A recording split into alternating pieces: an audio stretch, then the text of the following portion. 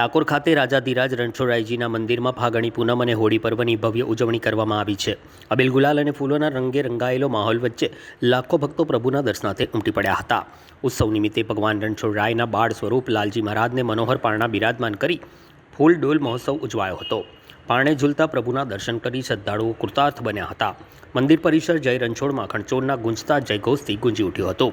આ અવસરે ગુજરાતના ગૃહ રાજ્યમંત્રી હર્ષ સંઘવીએ પણ ડાકોર પહોંચી ઠાકોરજીને ધજા અર્પણ કરી ભક્તિભાવપૂર્વક દર્શન કર્યા હતા.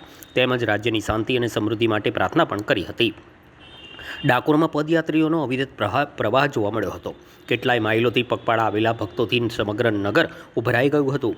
ફાગણી પૂનમના પાવન પ્રસંગે ડાકોર ધાર્મિક આસ્થાના રંગમાં રંગાઈ ગયું હતું.